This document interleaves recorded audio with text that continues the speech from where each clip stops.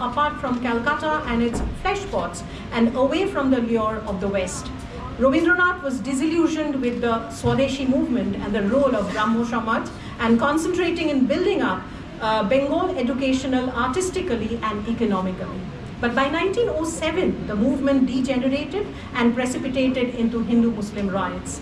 Disillusioned, Tagore withdrew and shifted his efforts on establishing his school and improving the condition of the peasants of the estates, unquote. To increase his academic aids in this Shantiniketan project, he sent his son Rathindranath and his son-in-law Nogin Ganguly to be trained in agro-sciences from the University of Illinois. They would be of immense help for this subsequent rural development project of the Sriniketan. Further, we may note how Tagore was pioneering the interdisciplinary already in his academic approach. In his letter to Nogin Ganguly, his daughter, Mira's husband, he writes on 14th Ashwin 1314 Bangabdo, he writes, "It is vital that in addition to the principles of agriculture, you discuss literature and so on. English literature. Otherwise, your education will become very narrow," unquote. This suggests how Tagore was already practicing the precepts of the Anthropocene in his education policy that prioritize an interdisciplinary approach for a holistic academic training. In both the essays discussed here, he reinstates nature to its central position, thereby subverting the anthropocentric assumptions and foregrounds what Naze was about to talk almost 150 years later in his biotic community.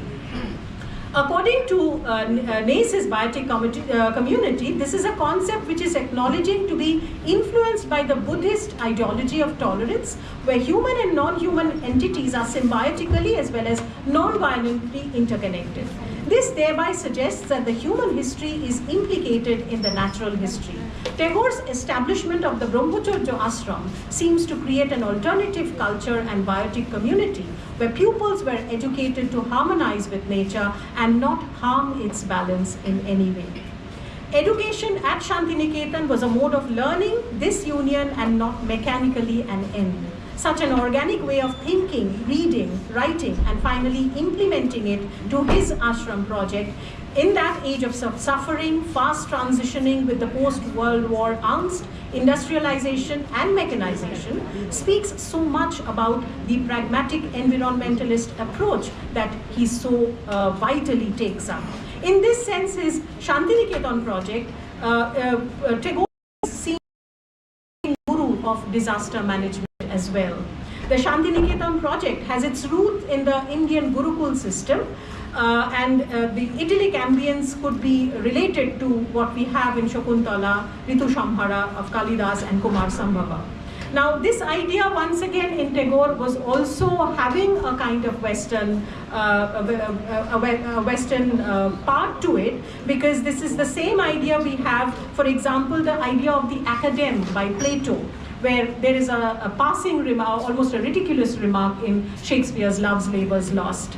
Tagore elaborates on the forest life as an ideal and links it up with the uniquely Indian way of life. The relation cited by Tagore is a peaceful accommodation of all species, bonding that is in cohort with the idea of deep ecology as well as the Anthropocene. David Skolsberg's idea of the transformational justice, the idea of environmental justice is just not meeting its end. What Skolsberg is talking about, in Tagore we are going to see how Skolsberg's idea is degenerating into a transformative justice. He has already shown us that model live and how it could be implemented. This emotional quality is very peculiar to the forest retreat in the sense that peace, which is the emotional counterpart of perfection, is realized. The transformational justice is manifested also in his conceptualization of Utsav, or the festival. It is a confluence both of cultural aspects of humanity and the natural cycle is embedded and emergent from the life of perfection, when each life from human to non-human are in peaceful coexistence.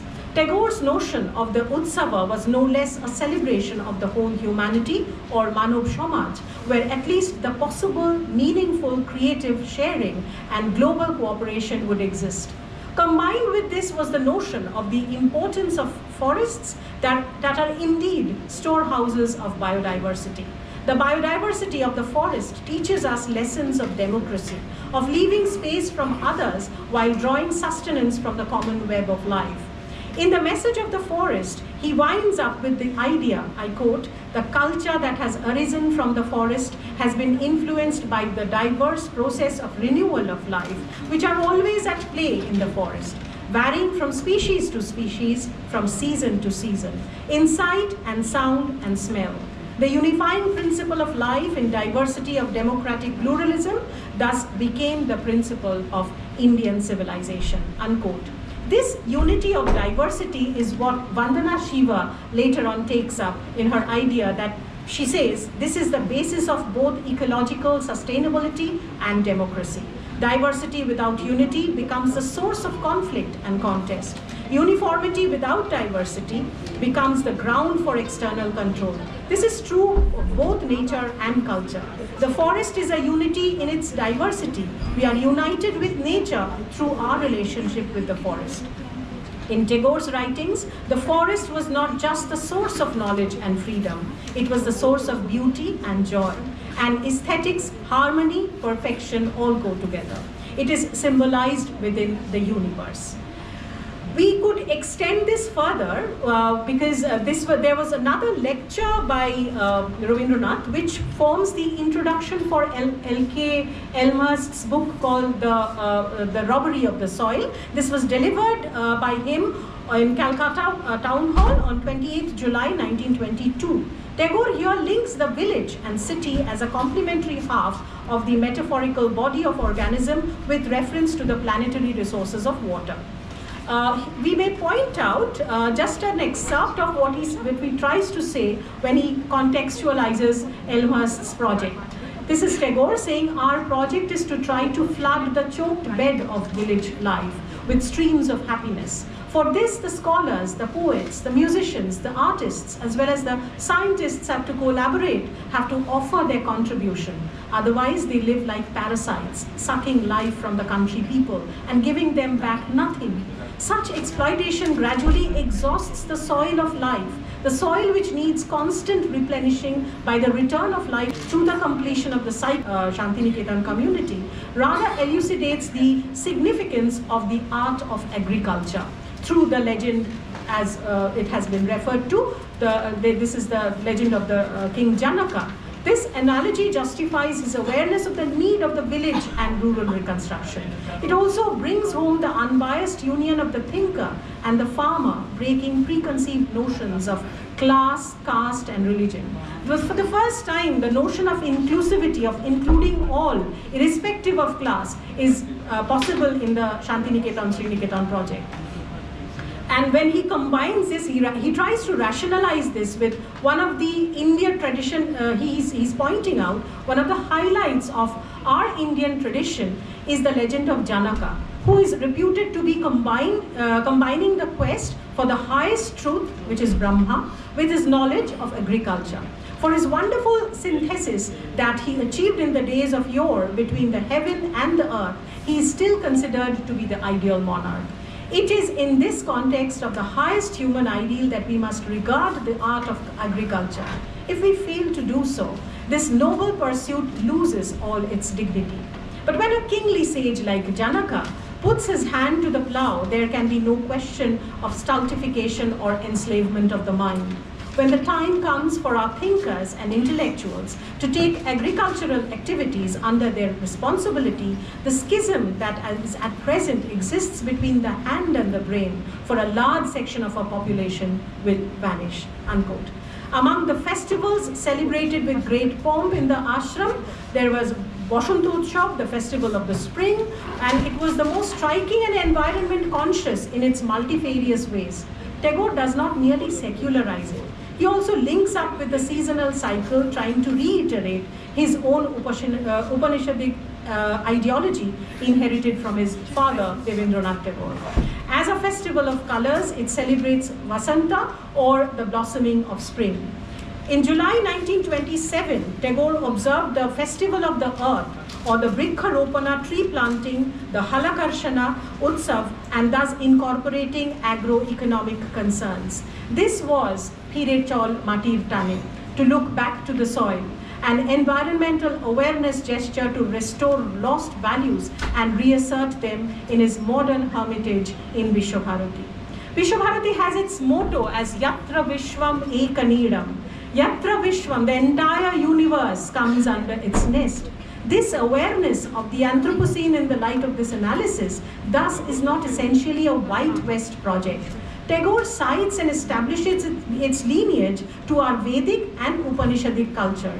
Ecological concerns in his alternative vision were interwoven with ethical perspectives because nature for him was a manifestation of the Upanishadic supreme.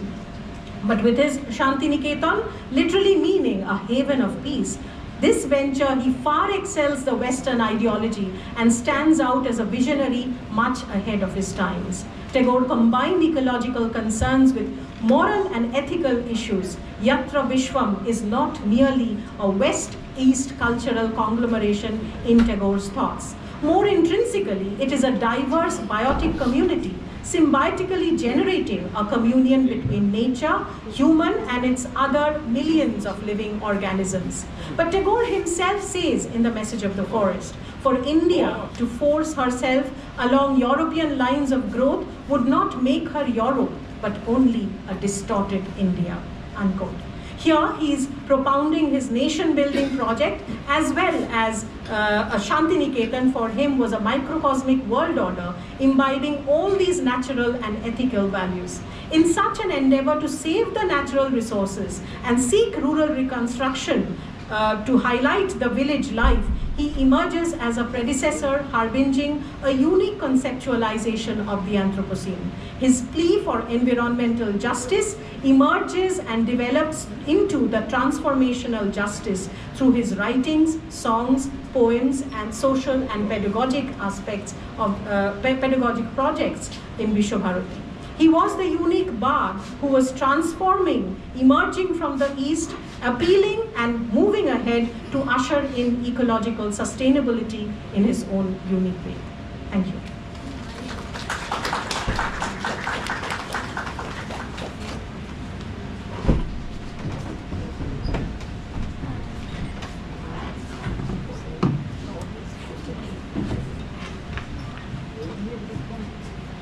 Thank you, ma'am, for this extremely engaging lecture and elaborating in details how the theory of Anthropocene, which we often consider to be a kind of a Western concept, finds its articulation in Rabindranath's writing, and how Rabindranath was far ahead of his time, and how he provides a kind of an Eastern model of Anthropocene, and how to look at this era of Anthropocene.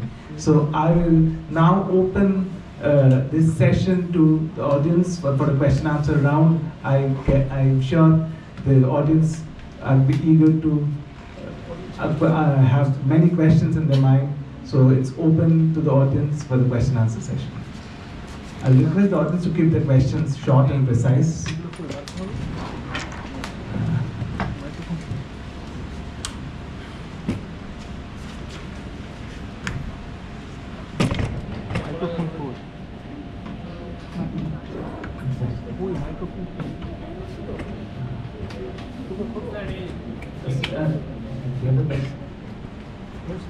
No, the mic is there.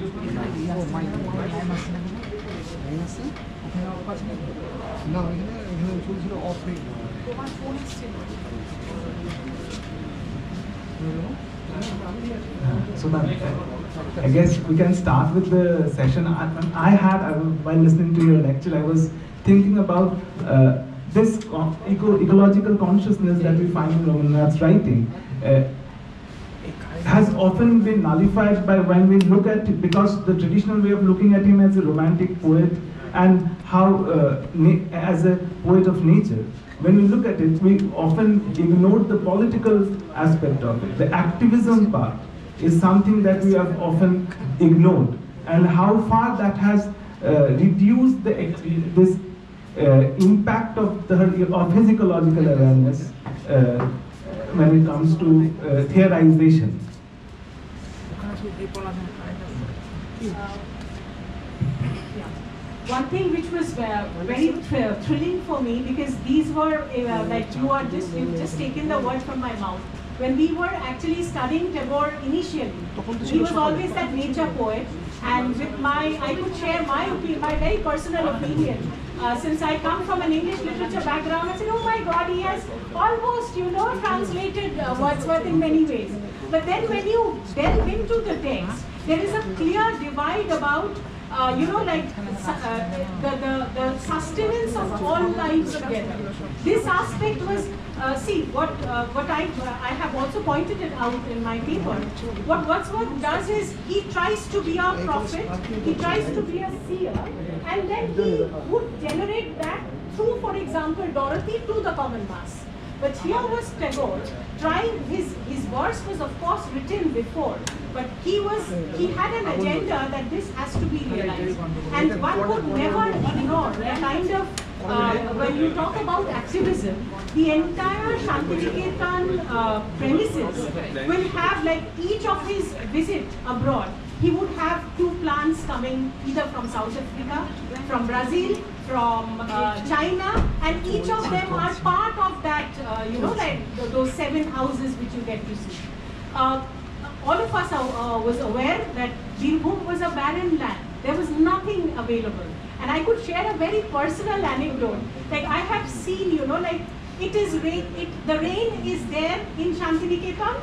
2 kilometers ahead, Bolpur is completely black. I mean, it's all sunny there. And you could see it because we don't have high-rise buildings there.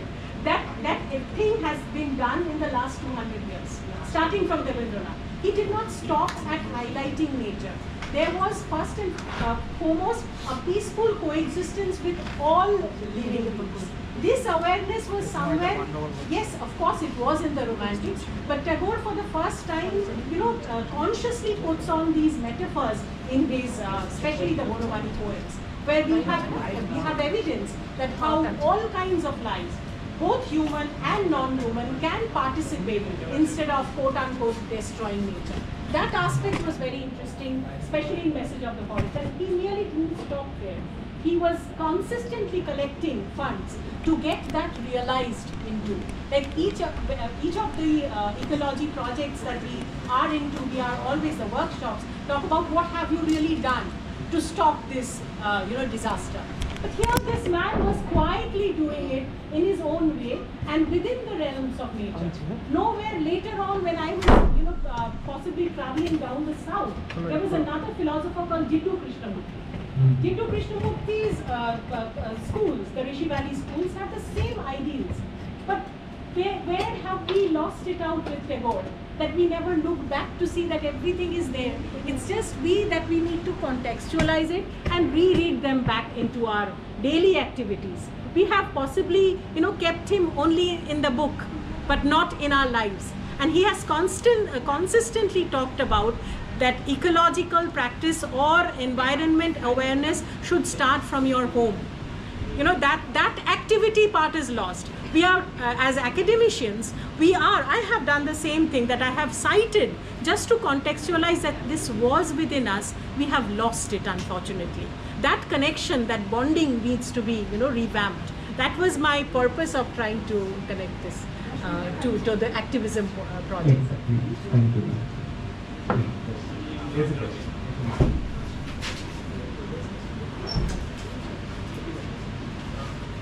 First of all, thank you, ma'am, for this engaging lecture and bringing about enlightening how the Anthropocene can be related to the writings of Rabindranath Tagore.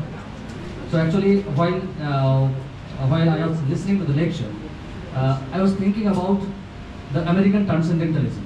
Actually, whenever we talk about the nature and the role of nature in our life, we always we always give reference to American transcendentalism, the figures like Thoreau, and we often cite the work, Walden, whenever we give the importance of nature to the students. So what is your opinion, and actually how do you relate this American transcendentalism, nature, the looking at nature from the view of American transcendentalism, and how is there any kind of relationship between this American transcendentalism when we talk about nature with the view of nature as reflected in the writing of Rabindranath Tagore? See, whenever we contextualize transcendentalism, it has a very, very vivid political background. America was emerging, and Thoreau's writings are very much reflecting. They are almost interrelated to Tagore's views.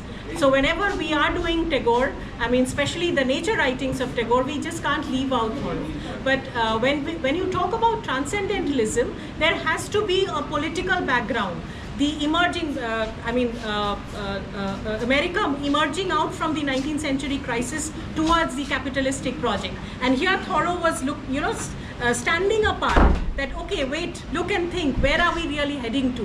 Where is capitalism leading us? So that kind of a pointer was also there in Tagore. But we have either ignored him or we have made him into a god. But he was never that participating activist. And there he is very much akin with Thoreau. So almost the same ideas, but India was possibly what America thought almost 50 years ahead.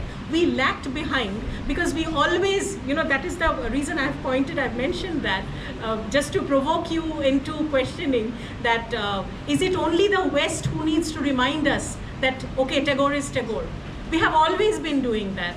We never had, the kind of heritage we have never tried to inculcate within us. So Thoreau is a kind of a pointer in terms of his nature perceptions that they are almost at one line.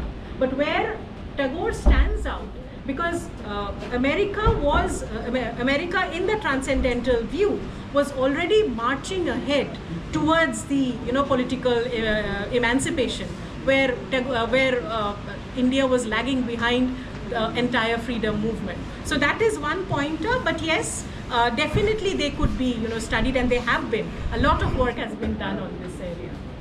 Thank you for that relation. It's very interesting read.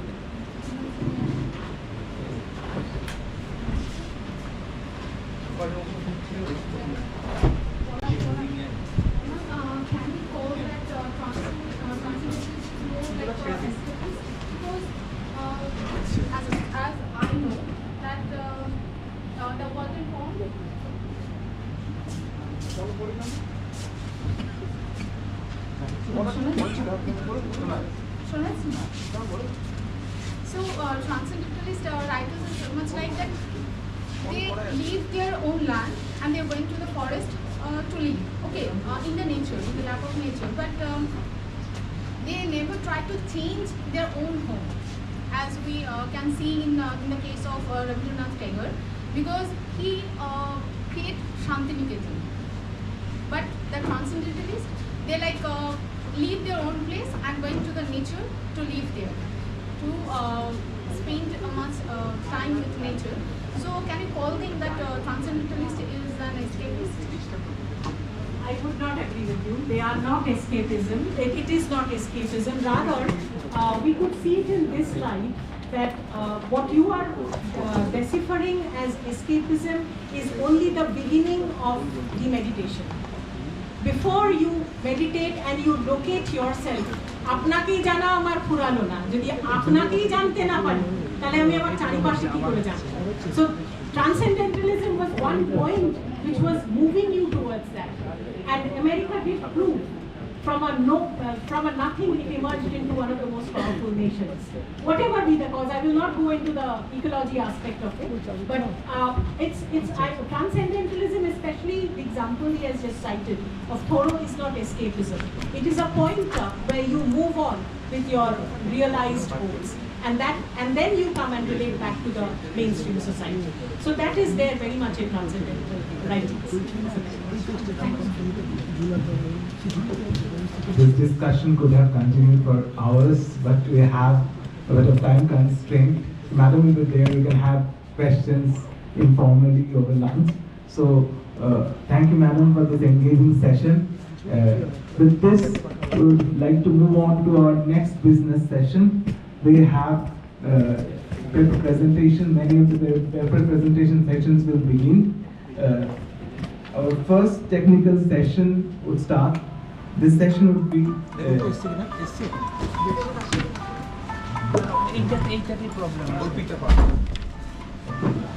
this session would be chaired by Dr. Moshumi Sen Bhattacharya, Associate Professor, Sanskrit College and University, Kolkata, India. I have a list of paper presentations. I will request one by one to come onto the stage and present their papers. The first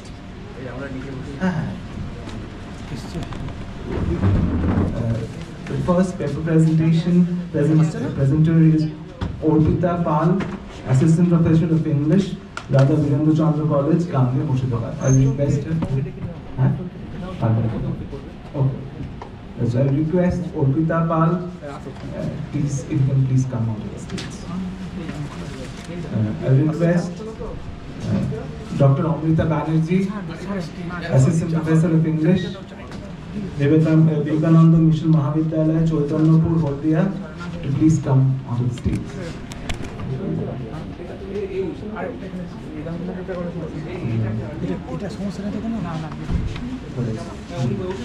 I will request Inamul Kabir Pasha.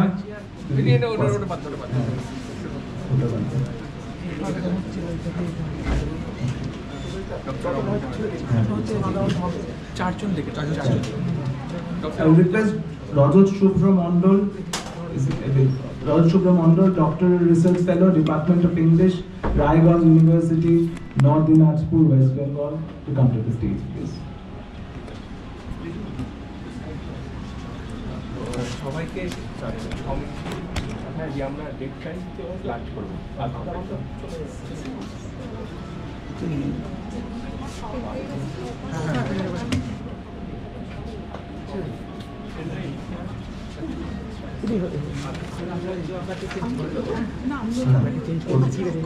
I request Priya Dewan, if he is here, independent researcher, to come to the stage.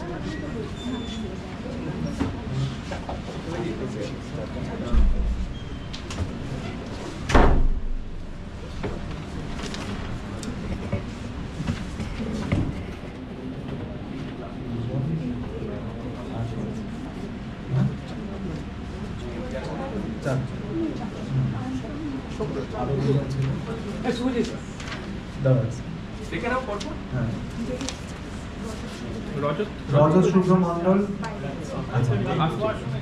Okay. Priya Dewan.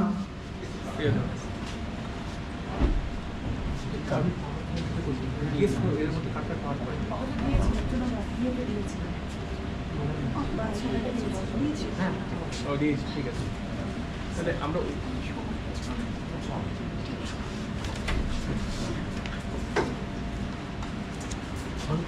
তাহলে চারজন হয়ে গেল তুমি শুরু করে দাও ওর দিকে দেখতাম Request Orpita Pal, Assistant Professor of English, Radha Virendra Chandra College, to present her paper. Thank you.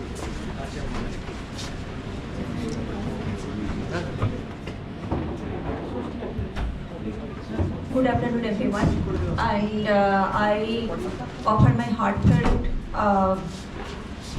love and affection to all the staff and students of this college, RTK College, Yaman, for offering me such a space to share the dais with all my colleagues and research scholars.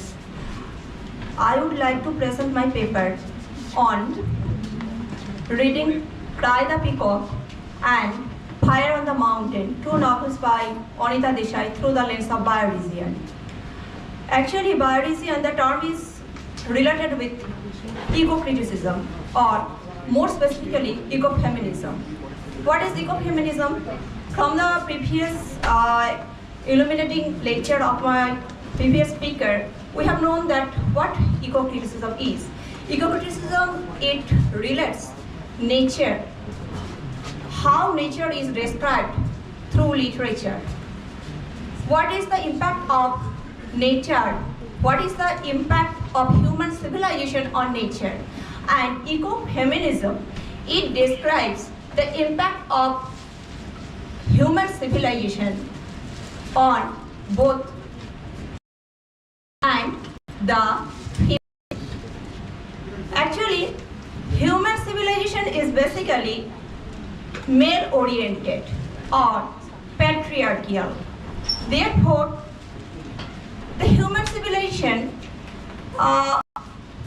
in particular, it looks at both as the other which can be controlled, which can be suppressed, which must be oppressed, because both nature and the women have the power to regenerate, to give birth, to nurture, and this power the patriarchy is quite afraid of.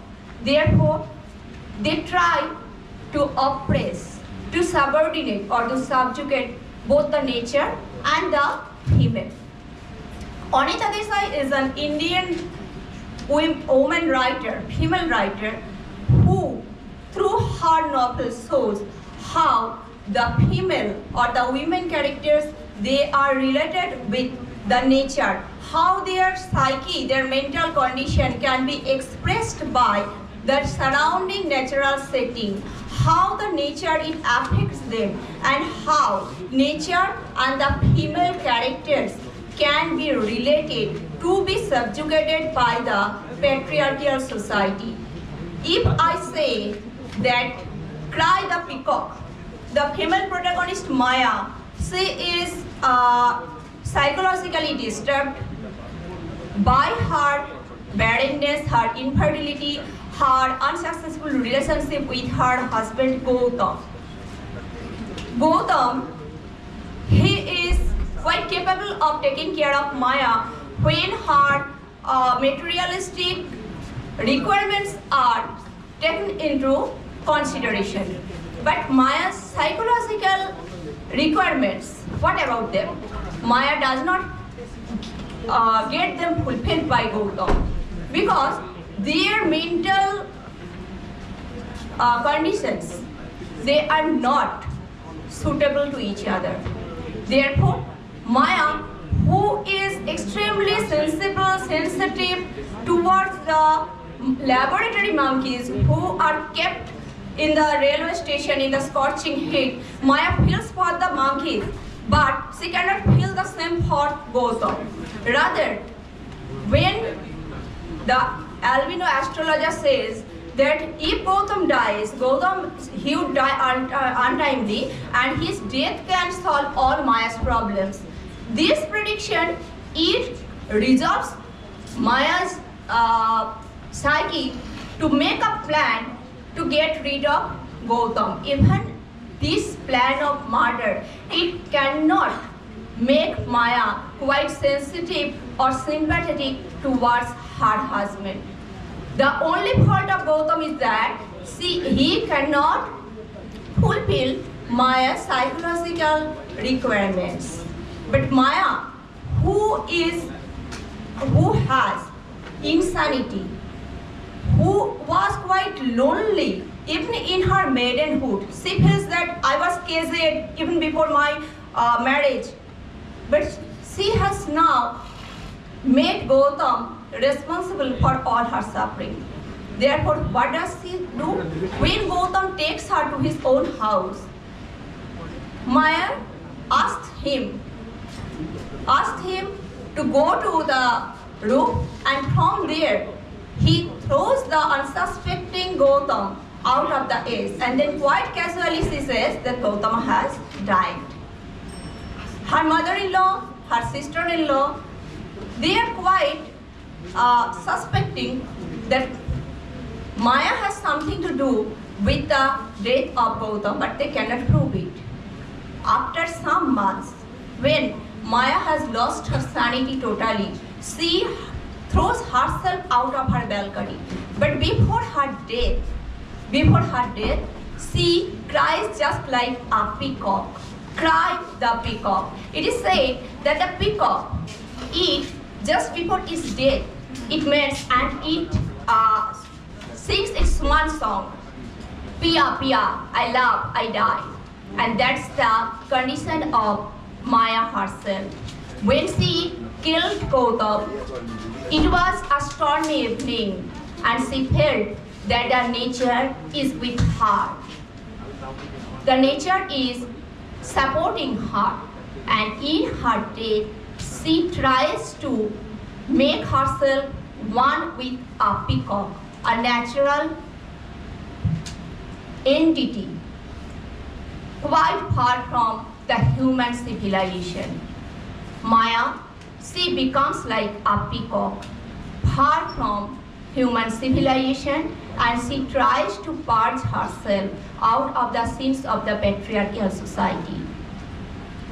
Anita Desai's sixth novel, in 1978, Fire on the Mountain, it got Sahitya Akademi Puraskar, and in this novel, the lives of three women characters have been described: Nanda, Ila, and Raka. Here, Nanda, she represents an entity who tries to take solace in nature but cannot. Here, Raka is one who was brought up in a metropolitan city, but she becomes one with the nature. And Ila is the repentant soul who feels sorry that she has segregated herself from the nature. She tries to reconcile, but at the end, she is brutally raped and killed by Preet Singh. Hearing this, Ila also dies because of the shock, and Raka, who at last has become a part of nature, she has made a fire on the mountain. Thank you.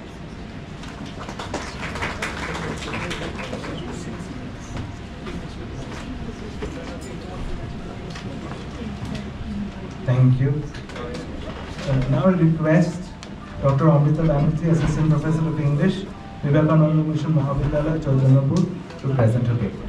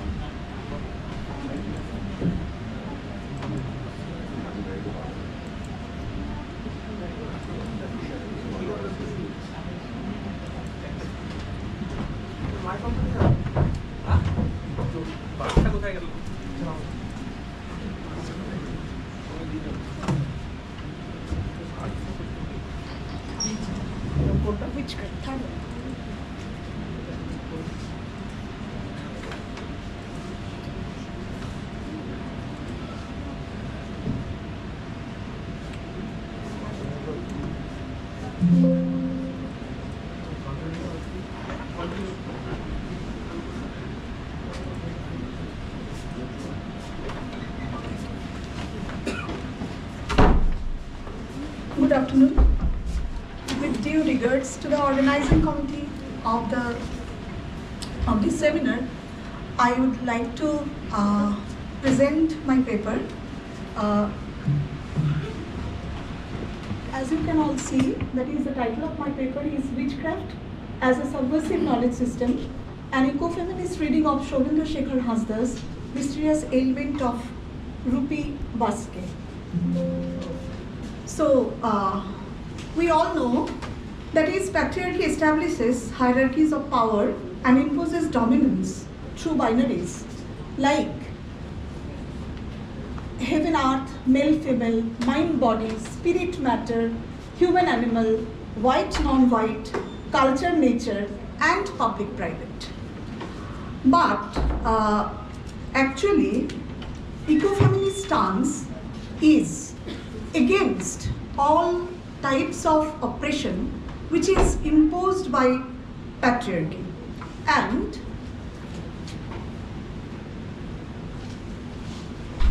actually ecofeminists interpret all kinds of oppressions as interconnected, and Mais and Siva in their book Ecofeminism closely connect the oppressive relationship with man's exploitative dominance of nature. as my previous presenter already mentioned, that ecofeminism focuses on the liberation of both women and nature. But yes, witchcraft and nature, I would like to connect witchcraft and nature in my paper. That is, witchcraft is inspired by nature, as Starhawk in his book Spiral Dance has mentioned that by close observation of the solar movements, the lunar cycles, the change of seasons, the starry nights, and the world of flora and fauna, witchcraft is inspired from all of them. And patriarchy always tried to stigmatize witchcraft as an evil practice because labeling them as harmful to the community. But actually, does patriarchy fear that powerless women could influence powerful men? Is it, this is the question which Mice and Shiva proposes in their book. So we can always redefine the witch, and that is a part of the spiritual ecofeminist project.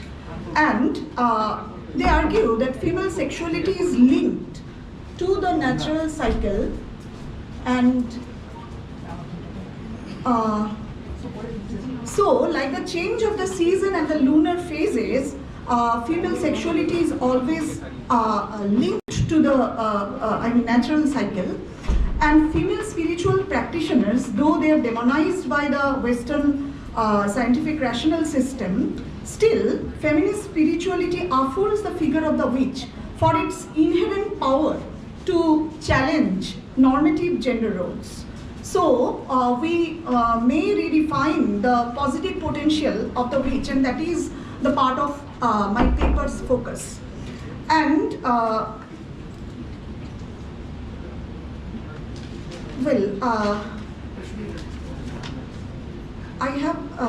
facing some problem in operating this. The slides are actually running. Anyway, so Western rationality and pagan spiritual practices, Mice and Shiva also look at that there is an antagonism about such spiritual activities because they diverge from the norms of Western rationality, which has been emphasized by people like Francis Bacon, and because they say that we should liberate the dependence from, we should liberate our science from the dependence of nature and from women in general, because pagan spirituality is started to be devalued and discarded for its attempts to change the patriarchal paradigm and liberate both nature and women. And I would like to focus in the Daini or witches in the mysterious element of Rupi Baske by Shobhendra Shekhar Hasda. There we face a number of female characters who has been labeled as witches. And Rupi, who has been considered, we may consider Rupi's illness as Rupi's growing estrangement from nature makes her ill, continuously ill. Her journey to Nitara, which has been an industrial mining town, is actually a derangement, a dislocation from nature. And Rupi may be considered as an ally of patriarchy when she cannot identify herself with the worlds of the witches as well. She is estranged from nature, and she is estranged from the the world of witchcraft also, because the Santal in the novel there is a interesting line that is expressed by one of the characters, that is Somai Haram, that anyway such things are better not discussed. That is what has been done over the years. Santal men drink handi, Santal women practice Dhanividya, and no one speaks about it. So there has been, I'm short of time, and so I finish my presentation here by expressing my concern over witchcraft as a revisionist subversive project to cultural patriarchy, capitalist patriarchy, which intensify violence against women, and which is threatened by the agency of such women who can control natural resources. The criminalization or othering of witches or the medieval witch hunts actually goes with the system of cultural patriarchy, and the only resistance to the oppressive forces of patriarchy the novel offers is through the subversive force of witchcraft, which preserves the primeval bond with nature. Thank you.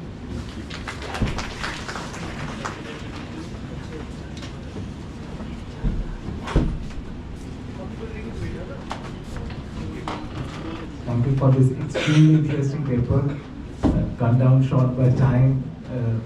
Now I'll request Radha Subramandal, Doctor Research Fellow, Department of English, Raigad University, North Dinajpur, West Bengal, to present his paper.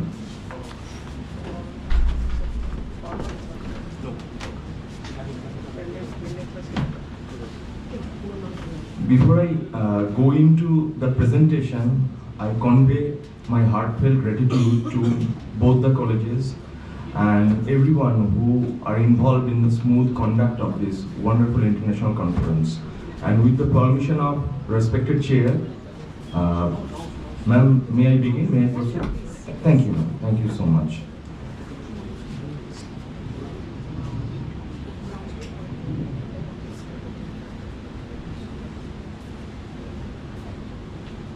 My paper is titled where there will be a meeting, there will be a fictional meeting between Dronacharya and Plato. And before I go into the politics and the erotics of this meeting, I would like to read a few lines from a novel by Shoikat Majumdar sir, The Middle Finger.